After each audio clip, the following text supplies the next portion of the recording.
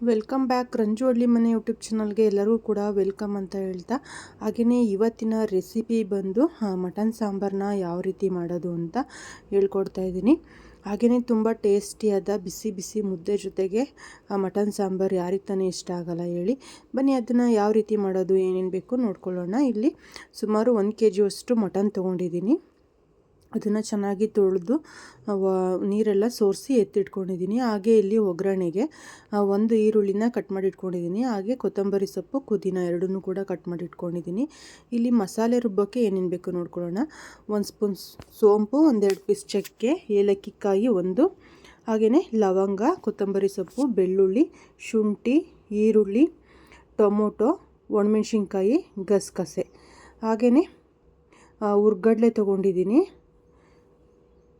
ಅರಿಶಿನ ಪುಡಿ, ಸಾಂಬಾರು ಪೌಡ್ರು, ಎಣ್ಣೆ, ಹಾಗೆಯೇ ರುಚಿಗೆ ತಕ್ಕಷ್ಟು ಉಪ್ಪು. ಇವಾಗ ಯಾವ ರೀತಿ ಮಾಡೋದು ಅಂತ ನೋಡ್ಕೊಳ್ಳೋಣ.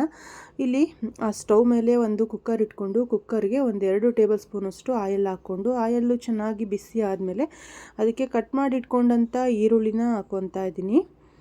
ಈರುಳ್ಳಿ ಹಾಕಿ ಚೆನ್ನಾಗಿ ಫ್ರೈ ಆದಮೇಲೆ ಆವಾಗಲೇ ಎತ್ತಿಟ್ಕೊಂಡಂಥ ಮಟನ್ನು ಕೂಡ ಹಾಕ್ಕೊತಾ ಇದ್ದೀನಿ. ಹಾಗೆಯೇ ನಾವು ಮಟನ್ ಸಾಂಬಾರು ಮಾಡೋಕ್ಕೆ ಯಾವಾಗಲೂ ಮಟನ್ನು ಚೆನ್ನಾಗಿರೋ ಮಟನ್ ತೊಗೊಂಡು ಅಂದರೆ ಸಾಂಬಾರು ಕೂಡ ಅಷ್ಟೇ ಟೇಸ್ಟಿಯಾಗಿ ಬರುತ್ತೆ. ನೋಡಿ ತುಂಬ ಬಲ್ತಿರೋದು ಆಗಿರಬಾರ್ದು, ತುಂಬ ಎಳೆ ಮಟನ್ನು ಕೂಡ ತೊಗೋಬಾರ್ದು. ನೋಡಿ ಮಟನ್ನ ತೊಗೊಂಡ್ರೆ ತುಂಬ ಚೆನ್ನಾಗಿ ಸಾಂಬಾರು ರೆಸಿಪಿನೂ ಕೂಡ ಬರುತ್ತೆ, ಮಾಡ್ಕೊಬೋದು ಸಾಂಬಾರನ್ನ. ಹಾಗೆಯೇ ಇಲ್ಲಿ ನಾನು ಮಟನ್ನೆಲ್ಲ ಹಾಕ್ಕೊಂಡು ಆದಮೇಲೆ ಅದಕ್ಕೆ ಸ್ವಲ್ಪ ಅರಿಶಿನ ಪುಡಿ, ಹಾಗೆಯೇ ಉಪ್ಪು ಎರಡನ್ನೂ ಕೂಡ ಎರಡನ್ನೂ ಕೂಡ ಹಾಕ್ಕೊಂಡು ಉಪ್ಪು ಅರಿಶಿನ ಪುಡಿ ಹಾಕಿ ಅದರಲ್ಲಿ ಇರೋ ಅಂಥ ಹಸಿ ಸ್ಮೆಲ್ಲೆಲ್ಲ ಹೋಗೋ ತನಕ ಫ್ರೈ ಮಾಡ್ಕೊಬೇಕು. ಈ ರೀತಿ ಉಪ್ಪು ಅರಿಶಿನ ಹಾಕೋದ್ರೆ ಹಾಗೆಯೇ ಅದರಲ್ಲಿ ಇರೋ ಅಂಥ ಹಸಿ ಸ್ಮೆಲ್ಲೆಲ್ಲ ಹೋಗಿ ಚೆನ್ನಾಗಿ ಅದು ನೀರು ಬಿಟ್ಟು ಕುದಿಬೇಕು. ಅದರಲ್ಲಿರೋ ನೀರಿನಂಶ ಎಲ್ಲ ಸಿಯೋ ತನಕ ನಾನಿಲ್ಲಿ ಮಟನ್ನ ಫ್ರೈ ಮಾಡ್ಕೊತೀನಿ. ಇದು 1/4 ಗಂಟೆ ಫ್ರೈ ಆದರೆ ಸಾಕಾಗುತ್ತೆ. ಹಾಗೆಯೇ ಇಲ್ಲಿ ಮಟನ್ ಫ್ರೈ ಆಗೋ ಅಷ್ಟರೊಳಗಡೆ ಇಲ್ಲಿ ಮಸಾಲೆ ಹುರ್ಕೊಳ್ಳೋಕ್ಕೆ ಏನು ಬೇಕೋ ನೋಡ್ಕೊಳ್ಳೋಣ. ಹಾಗೆಯೇ ಮಸಾಲೆ ಹುರ್ಕೊಳ್ಳೋಕ್ಕೆ ಇಲ್ಲಿ ಒಂದು ಬಾಣಲಿ ಇಟ್ಕೊಂಡು ಬಾಣಲಿಗೆ 2 ಸ್ಪೂನ್ ಆಯಿಲ್ ಹಾಕಿ, ಹಾಗೆಯೇ ಈರುಳ್ಳಿ, ಹಾಗೆಯೇ ಶುಂಠಿ, ಬೆಳ್ಳುಳ್ಳಿ, ಸುಮಾರು ನಾನಿಲ್ಲಿ ಒಂದು 3 ಗೆಡ್ಡೆವಷ್ಟು ಬೆಳ್ಳುಳ್ಳಿನ ತೊಗೊಂಡಿದ್ದೀನಿ. ಹಾಗೆಯೇ 1 ಟೊಮೊಟೊನೂ ಕೂಡ ತೊಗೊಂಡಿದ್ದೀನಿ. ಹಾಗೆ ಟೊಮೊಟೊನ ತುಂಬ ಜಾಸ್ತಿ ಹಾಕಬಾರ್ದು, ಮಟನ್ ಸಾಂಬಾರು ಅಷ್ಟು ಚೆನ್ನಾಗಿ ಬರಲ್ಲ.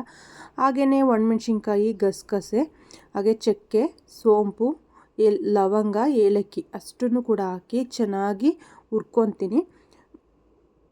ಹಾಗೆಯೇ ಈ ಮಸಾಲೆಯಲ್ಲಿ ಎಲ್ಲ ಸ್ಮೆಲ್ಲು ಹೋಗೋ ತನಕ ಫ್ರೈ ಮಾಡ್ಕೊಬೇಕು. ಹಸಿ ಸ್ಮೆಲ್ಲೆಲ್ಲ ಹೋಗೋ ತನಕ ಫ್ರೈ ಮಾಡ್ಕೊತಾ ಇದ್ದೀನಿ. ಚೆನ್ನಾಗಿ ಅದು ಎಣ್ಣೆಲಿ ಫ್ರೈ ಮಾಡಿಕೊಂಡು ಅಂದರೆ ಸಾಂಬಾರು ಕೂಡ ಅಷ್ಟೇ ಚೆನ್ನಾಗಿ ಬರುತ್ತೆ.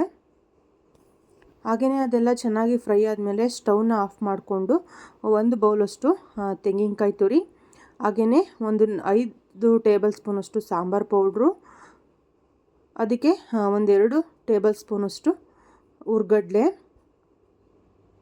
ಹಾಗೆಯೇ ಸ್ವಲ್ಪ 1 ಹಿಡಿಯುವಷ್ಟು ಕೊತ್ತಂಬರಿ ಸೊಪ್ಪು, ಇಷ್ಟನ್ನು ಕೂಡ ಹಾಕಿ ಒಂದು ಸಲ ಡ್ರೈ ಮಿಕ್ಸ್ನ ಮಾಡ್ಕೊತೀನಿ. ಸ್ಟವ್ನ ಆನ್ ಮಾಡ್ಕೊಬಾರ್ದು, ಸ್ಟವ್ ಆಫ್ ಮಾಡಿದ್ದೀನಿ ನಾನು. ಇವಾಗ ಇದನ್ನು ಚೆನ್ನಾಗಿ ಮಿಕ್ಸ್ ಮಾಡ್ಕೊತಾ ಇದ್ದೀನಿ. ಮಸಾಲೆ ಎಲ್ಲ ಮಿಕ್ಸ್ ಆಗೋ ರೀತಿ ಮಿಕ್ಸ್ ಮಾಡ್ಕೊತಾ ಇದ್ದೀನಿ. ಮಿಕ್ಸ್ ಮಾಡಿಕೊಂಡು ಇದು ತಣ್ಣಗಾದ್ಮೇಲೆ ಮಿಕ್ಸಿ ಜಾರ್ಗೆ ಹಾಕಿ ರುಬ್ಕೊತೀನಿ. ಹಾಗೆಯೇ ಈಗ ಮಸಾಲೆನೂ ಕೂಡ ತಣ್ಣಗಾಗಿದೆ. ಈಗ ಮಿಕ್ಸಿ ಜಾರ್ಗೆ ಹಾಕ್ಕೊಂಡು ಇದನ್ನು ನುಣ್ಣಗೆ ಪೇಸ್ಟ್ ಮಾಡ್ಕೊಂಬರ್ತೀನಿ. ಅಷ್ಟರೊಳಗಡೆ ಇಲ್ಲಿ ಮಟನ್ನಲ್ಲಿರೋಂಥ ನೀರಿನಂಶ ಎಲ್ಲ ಚೆನ್ನಾಗಿ ಸೀದಿದೆ, ನೋಡ್ತಾ ಇರ್ಬೋದು. ಚೆನ್ನಾಗಿ ನೀರೆಲ್ಲ ಬಿಟ್ಟು ಮಟನ್ನು ಕೂಡ ಚೆನ್ನಾಗಿ ಬೆಂದಿದೆ. ಈ ಟೈಮಲ್ಲಿ ನಾನು ಏನು ಮಾಡ್ತೀನಿ ಅಂದರೆ ಅದಕ್ಕೆ ರುಬ್ಬಿಟ್ಕೊಂಡಿರೋ ಅಂಥ ಮಸಾಲೆನ ಹಾಕ್ಕೊತಾ ಇದ್ದೀನಿ. ಮಸಾಲೆ ಹಾಕಿ ಅದಕ್ಕೆ ಎಷ್ಟು ನೀರು ಬೇಕು ಅಷ್ಟು ನೀರನ್ನ ಸೇರಿಸ್ಕೊತಾ ಇದ್ದೀನಿ.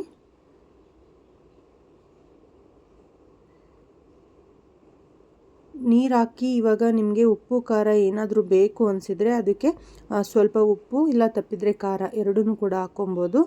ಇವಾಗ ನಾನು ಒಂದು ಸಲ ಮಿಕ್ಸ್ ಮಾಡ್ಕೊತಾ ಇದ್ದೀನಿ. ಚೆನ್ನಾಗಿ ಮಿಕ್ಸ್ ಮಾಡಿ ಕುಕ್ಕರ್ ಕ್ಯಾಪ್ನ ಹಾಕಿ ಒಂದು 4 ವಿಷಲ್ನ ಬರ್ಸ್ಕೊತೀನಿ. ಮಟನ್ ಸಾಂಬಾರು ಆಗಿರೋದ್ರಿಂದ 4 ವಿಷಲ್ಲು ಬೇಕಾಗುತ್ತೆ. ಹಾಗೆಯೇ ಸ್ವಲ್ಪ ಮೇಲ್ಗಡೆ ಕೊತ್ತಂಬರಿ ಸೊಪ್ಪನ್ನ ಹಾಕ್ಕೊತಾ ಇದ್ದೀನಿ. ಕೊತ್ತಂಬರಿ ಸೊಪ್ಪನ್ನ ಹಾಕಿ ಕುಕ್ಕರ್ ಕ್ಯಾಪ್ನ ಹಾಕಿ 4 ವಿಷಲ್ನ ಬರೆಸ್ಕೊತೀನಿ. ಹಾಗೆಯೇ ಈಗ 4 ವಿಷಲ್ಲು ಕೂಡ ಬಂದು ಕುಕ್ಕರು ಕೂಡ ತಣ್ಣಗಾಗಿದೆ. ನೋಡ್ತಾ ಇರ್ಬೋದು ಬಿಸಿ ಬಿಸಿ ಮಟನ್ ಸಾಂಬಾರು ಯಾವ ರೀತಿ ಬಂದಿದೆ ಅಂದ್ಬಿಟ್ಟು. ಒಂದ್ಸಲ ನಾನು ಮಿಕ್ಸ್ ಮಾಡಿ ತೋರಿಸ್ತಾ ಇದ್ದೀನಿ. ಹಾಗೆಯೇ ಇದು ಇಡ್ಲಿ ಜೊತೆಗೂ ಒಂದು ಬೆಸ್ಟ್ ಕಾಂಬಿನೇಷನ್ ಆಗಿರುತ್ತೆ ಮಟನ್ ಸಾಂಬಾರು. ಹಾಗೆಯೇ ಬಿಸಿ ಮುದ್ದೆ ಜೊತೆಗಂತೂ ಎಕ್ಸ್ಟ್ರಾ ಟೇಸ್ಟ್ ಅಂತಲೇ ಹೇಳ್ಬೋದು. ಯಾರಿಗೆಲ್ಲ ಮಟನ್ ಸಾಂಬಾರು ರೆಸಿಪಿ ಇಷ್ಟ ಅಂತ ನನಗೆ ಕಮೆಂಟ್ ಮಾಡಿ ಫ್ರೆಂಡ್ಸ್. ಹಾಗೆಯೇ ಇವತ್ತಿನ ನನ್ನ ಪುಟ್ಟ ಬ್ಲಾಗ್ನ ಮುಗಿಸ್ತಾ ಇದ್ದೀನಿ. ಇವತ್ತಿನ ರೆಸಿಪಿ ನಿಮಗೆಲ್ಲ ಇಷ್ಟ ಆಯಿತು ಅಂತ ಭಾವಿಸ್ತೀನಿ. ಇಷ್ಟ ಆದರೆ ಹಾಗೆ ನನ್ನ ಚಾನಲ್ಗೆ ಸಬ್ಸ್ಕ್ರೈಬ್ ಆಗಿ, ಪಕ್ಕದಲ್ಲಿರೋ ಬೆಲ್ಲೈಕನ್ನು ಕೂಡ ಕ್ಲಿಕ್ ಮಾಡಿ ಆಲ್ ಅನ್ನೋ ಆಪ್ಷನ್